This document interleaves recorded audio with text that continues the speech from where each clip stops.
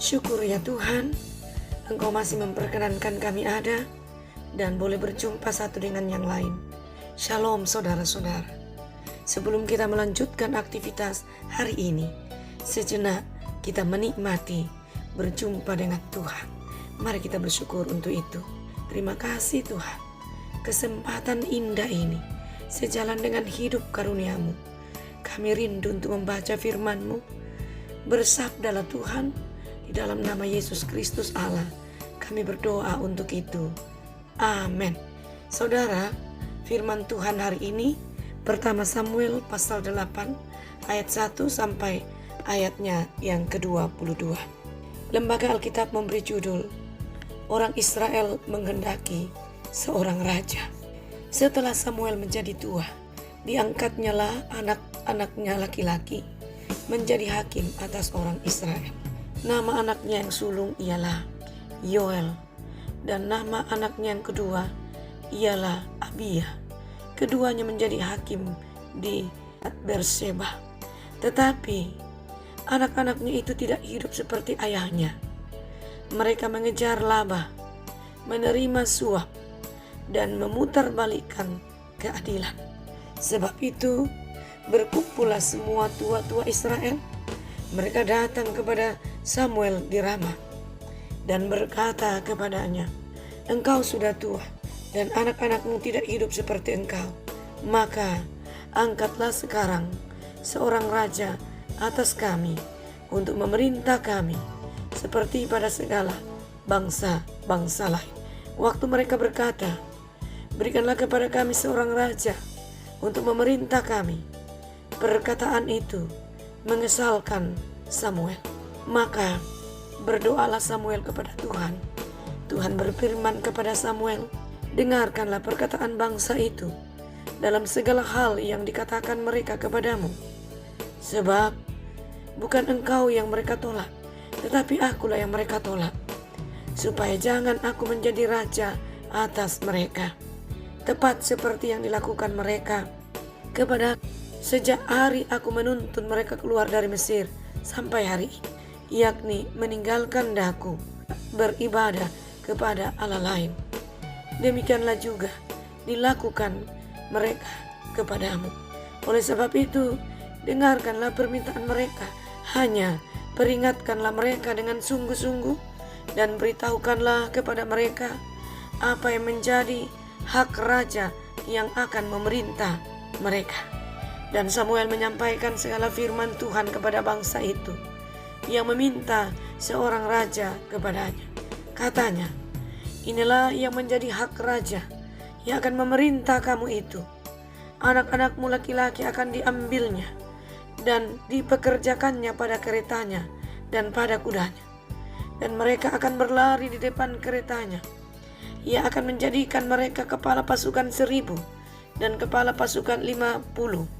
Mereka akan membajak ladangnya dan mengerjakan penuaian baginya. Senjata-senjatanya dan perkakas keretanya dibuat mereka. Anak-anakmu perempuan akan diambilnya sebagai juru campur rempah-rempah, juru masak, dan juru makanan. Selanjutnya, dari ladangmu, kebun anggurmu, dan kebun zaitunmu akan diambilnya yang paling baik, dan akan diberikannya kepada pegawai-pegawainya. Dari gandummu dan hasil kebun anggurmu akan diambilnya 1/10, dan akan diberikannya kepada pegawai-pegawai istana dan kepada pegawai-pegawainya yang lain. Budak-budakmu laki-laki dan budak-budakmu perempuan, ternakmu yang terbaik dan keledai-keledaimu akan diambilnya dan dipakainya untuk pekerjaannya. Dari kambing dombamu akan diambilnya 1/10, dan kamu sendiri akan menjadi budak.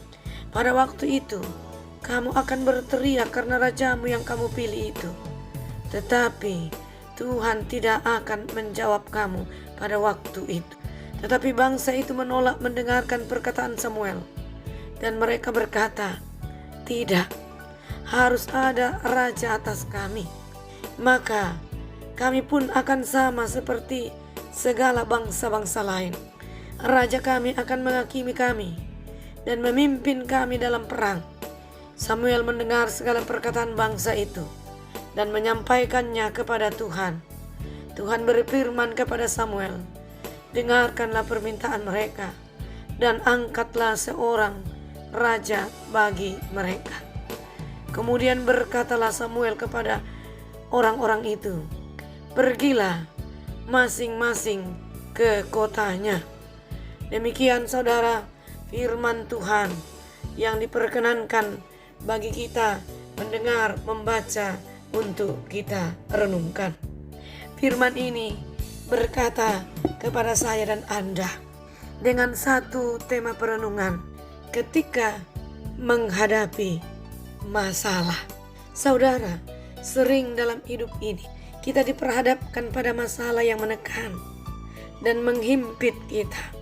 Tekanan ini tentu saja mempunyai pengaruh hidup, turut mempengaruhi kondisi kita, bahkan dapat mendesak kita untuk mengambil pilihan-pilihan yang ditawarkan dunia dan lingkungan pada saat itu. Bukan tidak mungkin saudara, kita akan mengambil pilihan yang salah, pilihan yang keliru, yang akan menimbulkan penyesalan di kemudian hari. Nah, pada zaman hakim-hakim memimpin mereka, Israel mengalami keamanan dan kemerdekaan. Namun, begitu seorang hakim mati, terjadilah kekosongan kepemimpinan pada kondisi mereka. Akibatnya, mereka kembali dikuasai musuh. Saat itu, Samuel sudah tua. Sebentar lagi waktu istirahat untuk Samuel. Anak-anaknya tidak bisa diharapkan untuk menggantikan dia. Ayat 3 menjelaskan itu. Tetapi anak-anaknya itu tidak hidup seperti ayahnya. Mereka mengejar laba, menerima suap, dan memutarbalikkan keadilan. Israel menyadari bahwa tanpa dipimpin seorang raja sebagaimana yang dimiliki bangsa-bangsa lain, mereka rentan untuk dijadikan bulat-bulanan musuh-musuh mereka yang ada. Maka mereka meminta raja untuk menggantikan Samuel menjadi hakim atas mereka. Jelas sekali ayat 5 dan 6. Mereka lupa saudara bahwa kekalahan yang dialami Israel sesungguhnya bukan karena tidak ada kepemimpinan politik yang bersistem atau teratur, bukan, melainkan karena dosa-dosa mereka sendiri. Mereka hidup tidak sesuai dengan kehendak Allah, ketetapan-ketetapan Tuhan. Mereka hidup di dalam ketidaktaatan. Mereka lupa bahwa Allah adalah Raja, Allah adalah pemimpin sejati mereka. Sudah berulang kali Allah terbukti dapat diandalkan. Maka sesungguhnya sikap mereka saat ini dalam menentukan kerinduan dan pilihan, mereka sedang berada dalam pilihan yang keliru. Menolak Allah sebagai Raja dan menggantikan Dia dengan manusia sesungguhnya mengandung konsekuensi yang besar. Samuel menguraikan harga mahal yang harus mereka bayar kepada Raja. Ayat 10 sampai ayat 18 menjelaskan itu. Walaupun demikian, bangsa ini bersikeras untuk mengambil jalannya sendiri. Mereka tidak mau menerima saran dari Samuel sebagai titipan dari Tuhan. Mereka bersikeras pada prinsip. Tekanan hidup saudara seharusnya menjadikan kita lebih dekat atau cambuk yang positif untuk bersandar pada Bapa. Kita seharusnya minta petunjuk Tuhan lebih dahulu dalam menghadapi masalah. Jangan hanya mengandalkan kemauan, jangan hanya mengandalkan pikiran kita saja, sebab pilihan kita belum tentu sesuai dengan kehendak dan rancangan Allah. Oleh karena itu, kita diajak lewat perenungan firman hari ini untuk bagaimana bersedia melibatkan Allah ketika kita menghadapi setiap kesukaran, setiap problem hidup. Ingatlah saudara bahwa Tuhan sesungguhnya mau dan bersedia campur tangan dan tidak akan tinggal diam dalam setiap masalah yang dihadapi umatnya, dalam setiap problem yang dihadapi anak-anaknya. Karena itu, bukalah hidupmu kepada Tuhan.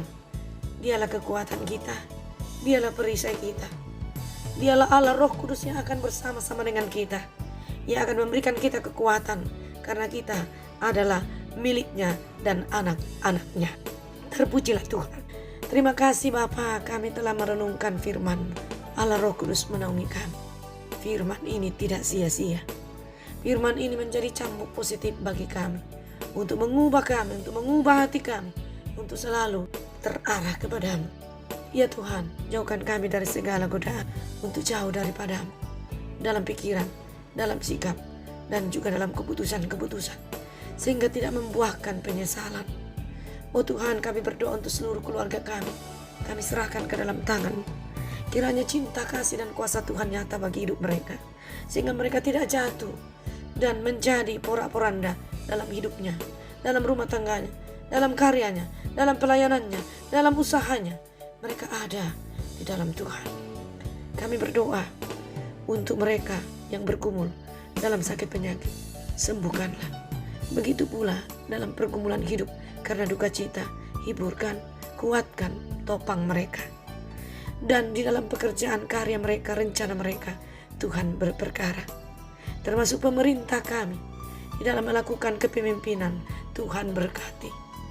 Mereka sungguh-sungguh melakukan kepemimpinan itu dengan terarah kepada tuntunan Roh Kudus Allah sendiri. Kami berdoa bagi mereka yang dalam sukacita, ketika mereka jeda di dalam waktu khusus, yaitu ulang tahun dirinya, ulang tahun pernikahannya. Oh Tuhan, campur tangan dan lengkapilah sukacita itu, nama-Mu tidak dilupakan. Kami berdoa untuk seluruh keluarga hamba Tuhan, berperkaralah, sehingga kehidupan kami sebagai umat-Mu, sebagai hamba-Mu yang Kau percaya dalam satu tanggung jawab, boleh tenang, teduh dalam melakukan pelayanan itu, karena keluarga kami dijamin oleh Allah sendiri. Kami berdoa ya Tuhan, untuk kehidupan kami hari ini. Kemudikan kami, jangan tinggalkan kami Tuhan, baik ketika kami memulai aktivitas sampai kami mengakhiri aktivitas hari ini. Di dalam Tuhan, di dalam pengasihan-Mu, ampuni dosa kami Tuhan, dengarkan doa kami, syukur dan harapan ini di dalam nama Tuhan Yesus. Amin.